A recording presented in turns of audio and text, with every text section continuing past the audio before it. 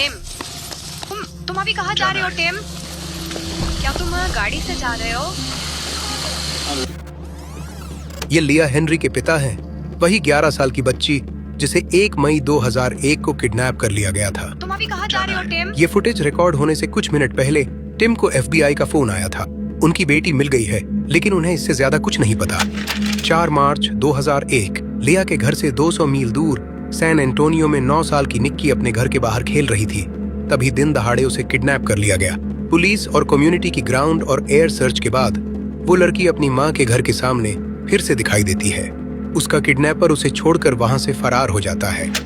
16 अप्रैल 1 महीने बाद 11 साल की लीसा अपनी बहन के साथ घर के बाहर खेल रही होती है। तभी एक आदमी उसे सड़क से उठा ले जाता है। डरी हुई छोटी बहन बताती है कि सस्पेक्ट एक गोरा आदमी था जो सफेद हैचबैक चला रहा था। 2 हफ्ते बाद वो लड़की वापस आ गई। किडनैपर गायब हो जाता है। 2001 में एक सीरियल किडनैपर टेक्सास और लुइसियाना में दहशत फैला रहा है। वो महीनों तक पुलिस को चकमा देते हुए बच्चों को उनके घरों के पास से उठा रहा है, लेकिन 1 मई को 11 साल की लिया हेनरी इस दरिंदे की आखिरी विक्टिम बनती है। उसे हमेशा उस लड़की के रूप में जाना जाएगा जिसने भागकर उसे बेनकाब किया। साल है 2001। साउथ वेस्ट ह्यूस्टन के पास इस उपनगर में रहने वाली 11 साल की लिया अपने परिवार के साथ खुशहाल जिंदगी जी रही है। स्कूल का साल खत्म होने की खुशी में डूबी लिया को जरा भी अंदाजा नहीं है कि मार्च महीने से आसपास के शहरों में किडनैपिंग के मामले लगातार बढ़ रहे हैं। 1 मई 2001 सुबह करीब 7:30 बजे लिया खुशी खुशी अपनी बस में चढ़ती है, क्योंकि उस दिन स्कूल में सेलिब्रेशन होने वाला है। शाम के 5 बजे है और लिया की माँ घबराकर उसके पापा को फोन करती है, क्योंकि लिया अभी तक घर नहीं पहुंची है। वो स्कूल में पता करते हैं, उसके दोस्तों से पूछते हैं, पूरे इलाके में ढूंढते हैं, लेकिन उनकी बेटी कहीं नहीं मिलती। एक पड़ोसी का कहना है कि उसने उस दिन लिया को किसी आदमी की गाड़ी में बैठते देखा था। पुलिस को बुलाया जाता है और रिलेटिव्स भी पूरे शहर में तलाश में जुट जाते हैं। 2 मई लिया को लापता हुए करीब 24 घंटे हो चुके हैं।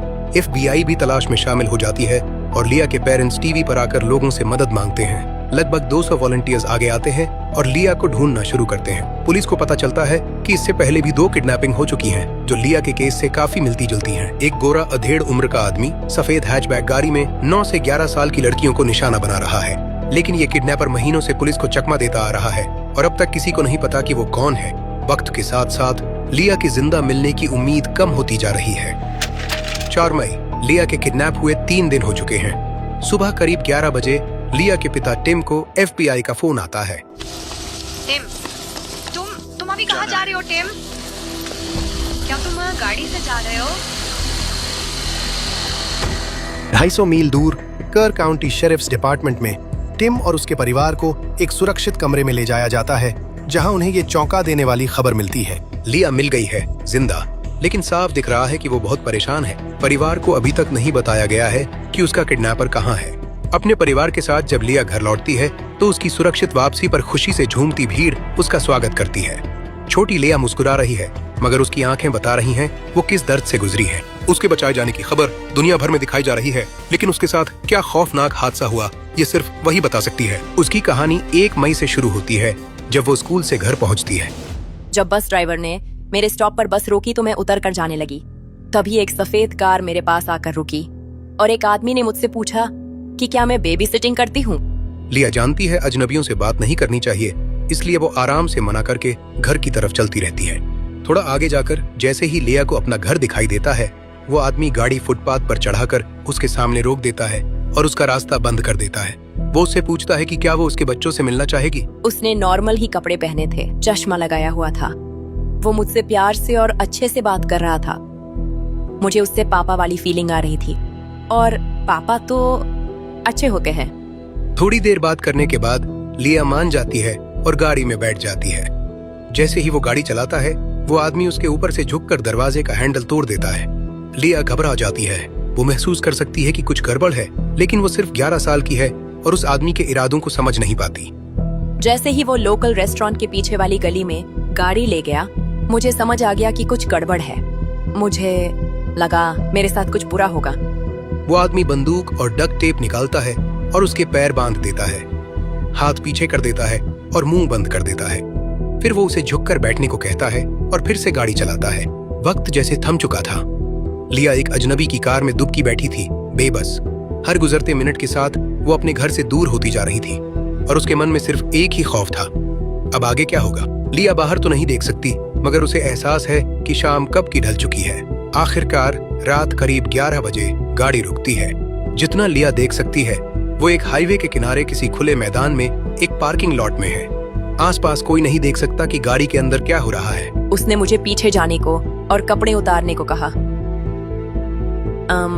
मुझे समझ नहीं आ रहा था मेरे साथ क्या हो रहा है। मैंने चिल्लाने की कोशिश की, मैं आसपास की चीजों को जोर से पकड़ने लगी, बस ताकि किसी तरह मेरा ध्यान उस दर्द से हट सके। लेकिन जब वो रुका तो मैं रोने लगी।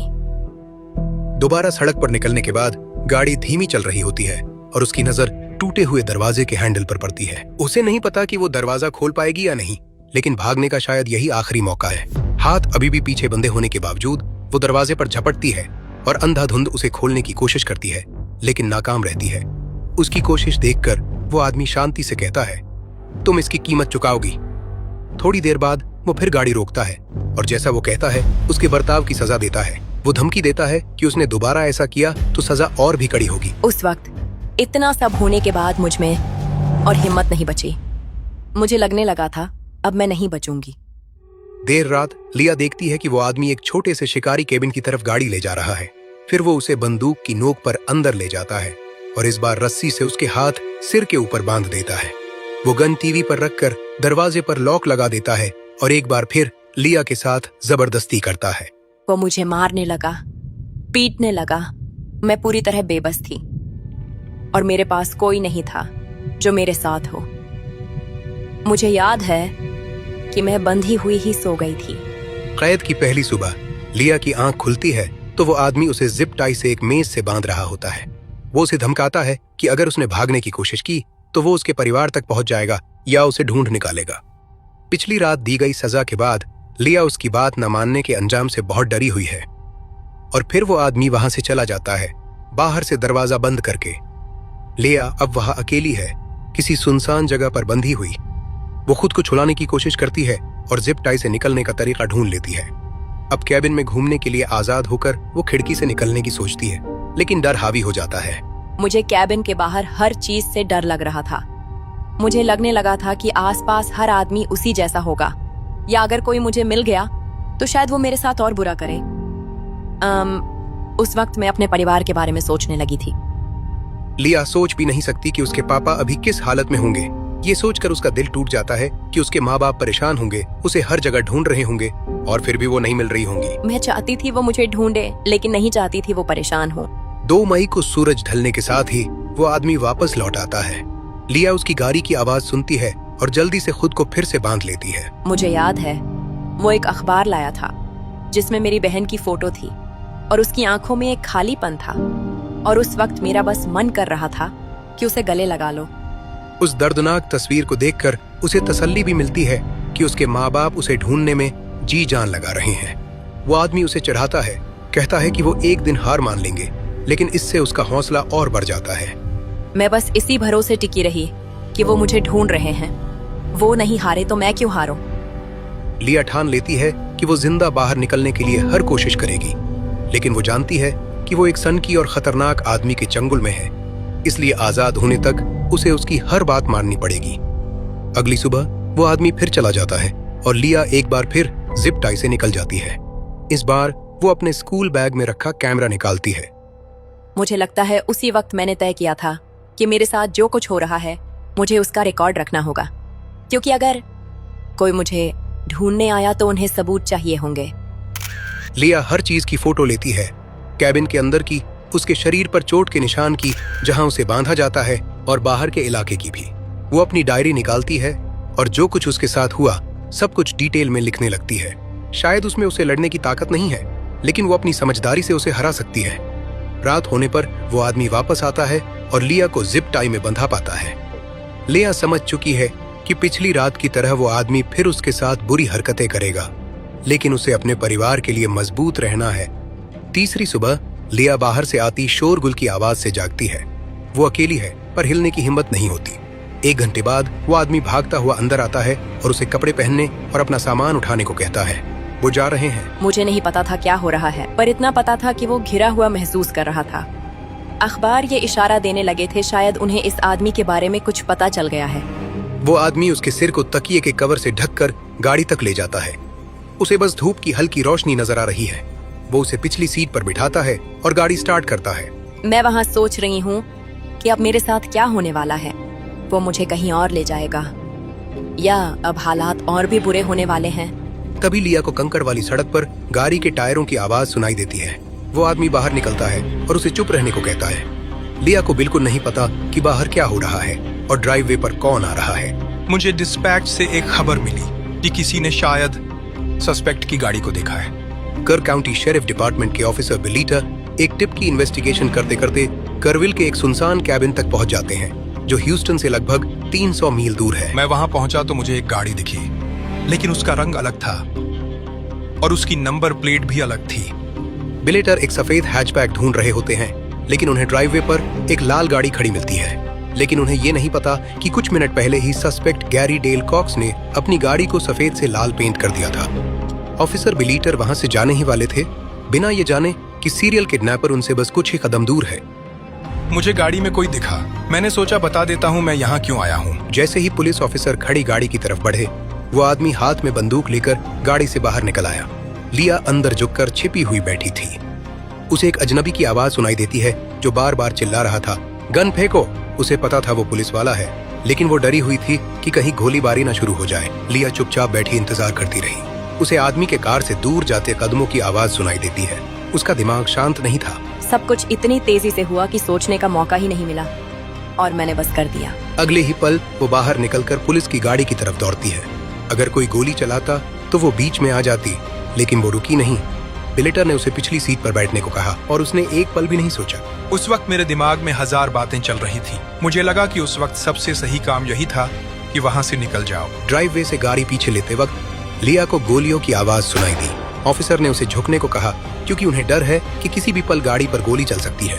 फिर वो तुरंत अपना पुलिस रेडियो उठाते हैं और बैकअप बुलाते हैं। मैंने कहा, लड़की मेरे साथ है और मैं निकल रहा हूँ। 300 मील दूर ह्यूस्टन में लिया के पिता टिम को FBI का फोन आता है। हमें वो मिल गई, वो जिंदा है।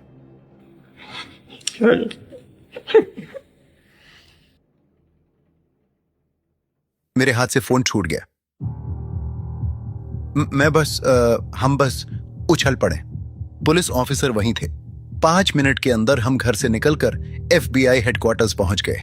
एक लोकल पायलट टिम और फैमिली को 300 मील दूर करविल ले जाने के लिए आगे आता है।